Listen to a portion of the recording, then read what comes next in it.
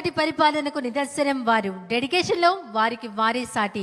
వారే full and power packed energy, our visionary leader, our chief minister, రాష్ట్ర ముఖ్యమంత్రి వర్యులు గౌరవనీయులు శ్రీ నారా చంద్రబాబు నాయుడు గారిని తమ సందేశం అందించవలసిందిగా కోరుతున్నాం.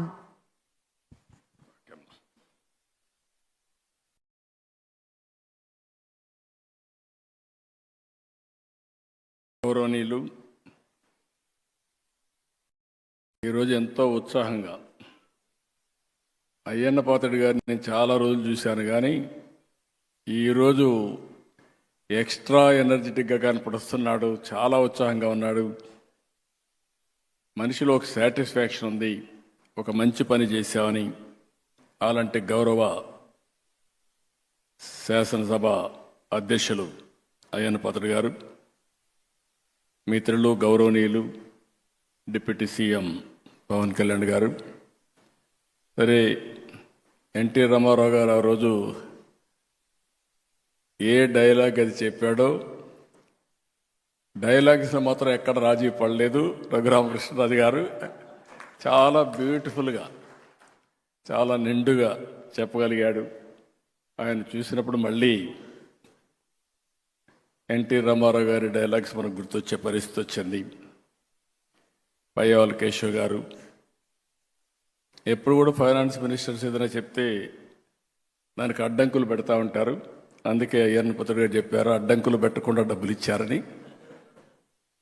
వారిని కూడా మనస్ఫూర్తిగా అభినందిస్తూ, ఇంతవరకు నా జీవితంలో చాలా ఈవెంట్ చూశాను, కానీ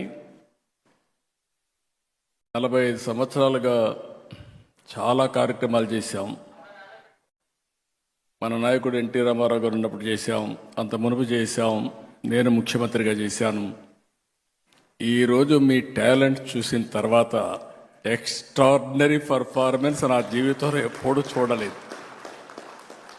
మీకు ఇన్ని టాలెంట్స్ నాకే అర్థం కాలేదు. Mind boggling.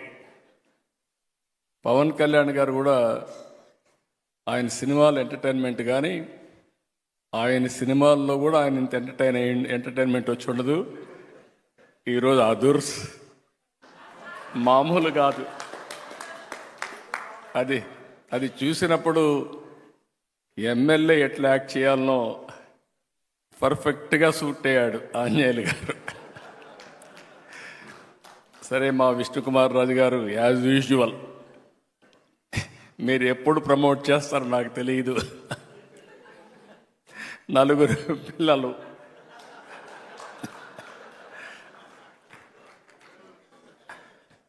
అంటే వినోదం ఒక సందేశం, ఒక సీరియస్ విషయం ఇది. ఆ సీరియస్ విషయం కూడా ప్రజలకు అర్థమయ్యేట్టుగా మీరు చెప్పగలిగారంటే ఎక్సలెంట్ పర్ఫార్మెన్స్. ఎమ్మెల్యే దగ్గరికి వచ్చినప్పుడు మా రవికుమార్ బ్రహ్మారెడ్డి చూస్తే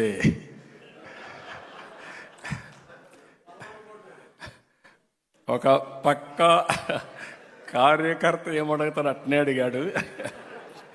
ఆంజనేయులు ఎమ్మెల్యేగా ఎట్లుండాలి అట్నే ఉన్నాడు. ఇప్పుడు ఈ రోజులు ఎమ్మెల్యే కదా, అది పాత రోజులు ఎమ్మెల్యే. ఇకపోతే ఈశ్వరరావు నాకు అర్థం కాలేదు, విజయ్ కుమార్ వాళ్ళిద్దరిది. ఎప్పుడు ఈశ్వరరావు ఇంత ఇదిగా నేను నవ్వలేదు. నవ్వు ఆపుకోలేకపోయాను, కంట్రోల్ చేయడం కూడా నా వల్ల కాలేదు. Extraordinary performance. మీ ఇద్దరికి మనస్ఫూర్తిగా అభినందన, ధన్యవాదాలు. అంటే వెరీ సింపుల్. మీరు ఇదే మాదిరిగా ఉంటే కానీ అందరూ ఉంటే హాస్పిటల్స్ అవసరంలా. ఆరోగ్యంగా ఉంటాం, అందరం ఆనందంగా ఉంటాం, స్ట్రెస్సే ఉండదు.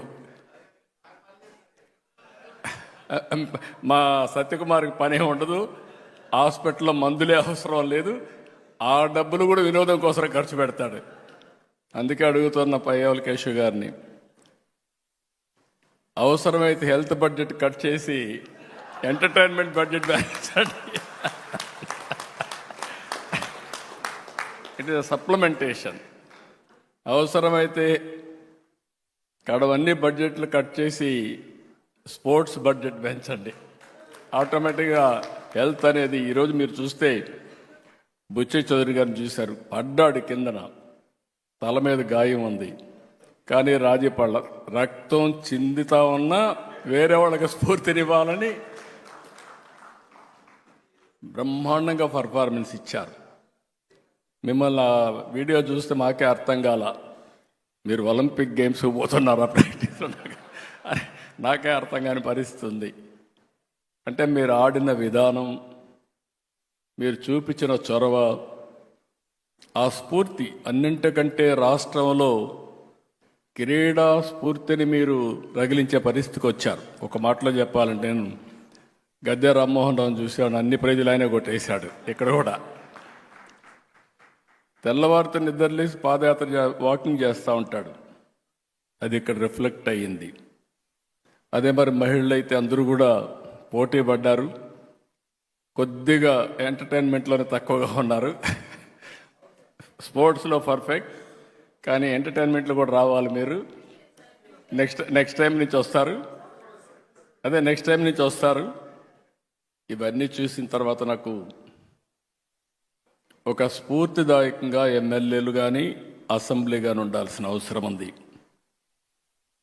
మనం ఎప్పుడు మిత్రపక్షం, లేకుంటే ప్రతిపక్షం, లేకపోతే అధికార పక్షం అనేది ప్రజా సమస్యలపైన పోరాడడం కోసం తప్ప వ్యక్తిగత విభేదాలు లేవు. మేము చూసేవాళ్ళం, హోరాహోరీగా పోరాడేవాళ్ళం. బయట వస్తే పక్కనే లాబీకి వస్తానే ఆప్యాయంగా పలకరించుకునేవాళ్ళం. అది పాలిటిక్స్. ఒక మాటలో చెప్పాలంటే మన రాష్ట్రంలో రాజకీయాలు కలుషితం అయిపోయినాయి. ఏదో బద్ధ శత్రువులుగా. ఓసారి నేను చూశాను, మర్రి చెన్నారెడ్డి గారు ముఖ్యమంత్రి, నేను ప్రతిపక్షంలో ఉన్నాను. నేను ఎమోషన్లో బల్లగుద్దాను, అసర్టివ్గా చెప్పడానికి. ఇమీడియట్గా ఆయన కోపం వచ్చింది. చాలా ఎగోయిస్టిక్గా ఉంటాడు ఆయన. కోపం వచ్చింది. కోపం వచ్చి ఏమిటి ఏమనుకుంటున్నావు, బల్లగొత్తావను అన్నాడు. నేను కూడా అదే స్పిరిట్లో 10 సార్లు గుద్దుతాను, ఏం చేస్తారన్నా. గమ్మను కూర్చున్నాడు. That is the sportive man. ఒక స్ఫూర్తిదాయకమైన అపోజిషన్ ఉన్నప్పుడు అదే మాదిరిగా తిరిగి రిప్లైలో పర్ఫెక్ట్గా సమాధానం చెప్పేవాళ్ళం.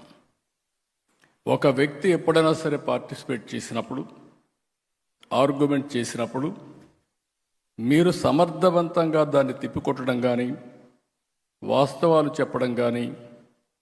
ఈరోజు మనందరం ఒక విషయం గుర్తుపెట్టుకోవాల్సిన అవసరం ఉంది. అసెంబ్లీ అనేది ప్రతిపక్షాలకు జవాబుదారీతనం కాదు, ప్రజలకు జవాబుదారీతనం. ఆ విషయం మనందరం గుర్తుపెట్టుకోవాల్సిన అవసరం ఉంది.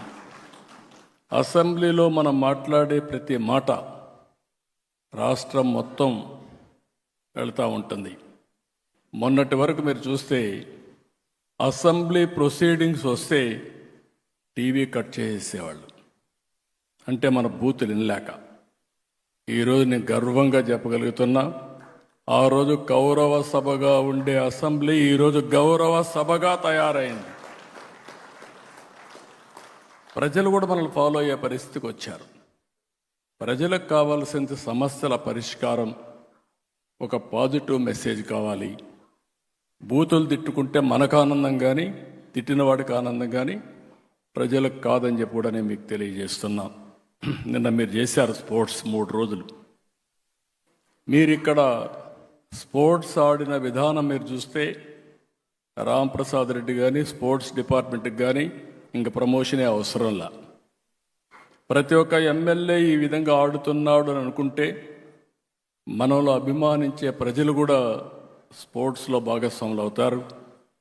ప్రతి ఒక్కరు కూడా గుర్తుపెట్టుకోవాల్సిన అవసరం ఉంది. లైఫ్ లాంగ్ స్పోర్ట్స్ అనేది జీవితంలో ఒక మేజర్ కార్యక్రమంగా ఉండాలి. చిన్న పెద్ద అనే వ్యత్యాసం లేదు. ప్రతి ఒక్కరికి ఫిజికల్ యాక్టివిటీ ఇంపార్టెంట్. అలాంటి స్పోర్ట్స్ని మనం ఇక్కడే కాదు, పిల్లల్లోనే కాదు, అందరిలో ప్రమోట్ చేయాల్సిన అవసరం ఉంది. ఏది ఏమైనా ఈరోజు మాత్రం ఎప్పుడూ చూడనటువంటి బ్రహ్మాండమైనటువంటి కల్చరల్ ప్రోగ్రామ్స్ దగ్గర నుంచి స్పోర్ట్స్ ప్రోగ్రామ్స్ దగ్గర నుంచి అసెంబ్లీ కూడా నేను చూశాను. ఎవరికి ఎవరు పోటీ పడి చేసి మాట్లాడారు, సబ్జెక్ట్ పర్ఫెక్ట్గా చేశారు. ఒక మీనింగ్ఫుల్ అసెంబ్లీ జరిగింది. దానికి నేను గర్వపడుతున్నానని చెప్పి కూడా నేను మీకు తెలియజేస్తున్నా.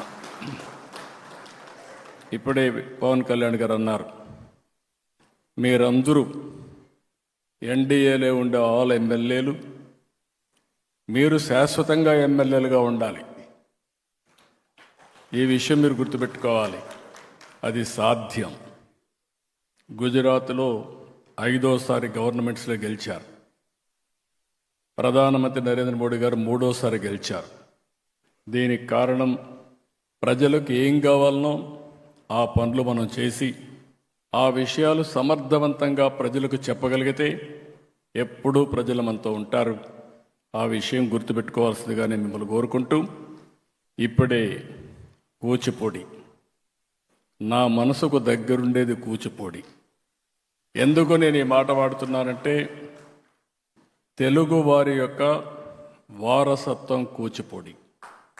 నేను అందుకే కూచిపూడి మీరు చూస్తే ఆ గ్రామాన్ని డెవలప్ చేసి ఆ ప్రాంగణాన్ని బ్రహ్మాండంగా డెవలప్ చేసి ప్రపంచంలో ఎవరైనా సరే కూచిపూడికి వచ్చి ఆ స్ఫూర్తిని తీసుకొని ఈ కూచిపూడి ప్రపంచం అంతా వెళ్ళాలని నా ఆలోచన. ఈరోజు నేను మనస్ఫూర్తిగా ఈ పిల్లల్ని అభినందిస్తున్నా, వాళ్ళ మాస్టర్ని అభినందిస్తున్నా. అయ్యన్న పాత్ర గారు చాలా హ్యాపీగా చెప్పారు. నేను కూడా మిస్ అయ్యాను, కానీ తప్పకుండా ఆ వీడియో చూస్తా. రేపు ప్రధానమంత్రి గారు వచ్చినప్పుడు వీళ్ళ ప్రోగ్రాం ఉంటుందని చెప్పి కూడా నేను మీకు తెలియజేస్తున్నా. ఎందుకు నేను ఈ మాట వాడుతున్నానంటే కూచిపూడి ప్రపంచం మొత్తం తీసుకెళ్ళాలి. మనకు 2 వారసత్వాలు ఉన్నాయి. ఒకటి వెంకటేశ్వర స్వామి, రెండోది కూచిపూడి. Is our culture. అది మన వారసత్వ సంపద. ఈ 2 కూడా తీసుకుపోవాల్సిన అవసరం ఉంది. ఏది ఏమైనా మళ్ళీ చెప్తున్నా, ఈరోజు నా జీవితంలో నేను ఎంటర్టైన్ చేసిన విధానం చూసిన తర్వాత నా లైఫ్లో ఎప్పుడు కూడా నేను చాలా రిజర్వ్డ్గా ఉంటానని చెప్పి అనుకునేవాళ్ళు. అలాంటిది నాకే నవ్వు ఆపలేక చాలా, ఒక మాటలో చెప్పాలంటే ఎవ్రీ ఇన్సిడెంట్. గుమ్మడి గోపాలకృష్ణ గారు ఆ స్క్రిప్ట్ తయారు చేయడం, కల్చరల్ ప్రోగ్రాంలో మొన్నటి వరకు ఆయనే పాడేవాడు, ఇప్పుడు అందరి దగ్గర పాడిచ్చాడు. సంతోషం. అంటే మీ దగ్గర ఐడియాస్ ఉన్నాయి, మీ ఐడియాస్ టాలెంట్స్ వాళ్ళకి అందిస్తే ఏ విధంగా పనిచేస్తారనేది ఈరోజు పర్ఫార్మెన్స్ బట్టి తెలుస్తుంది.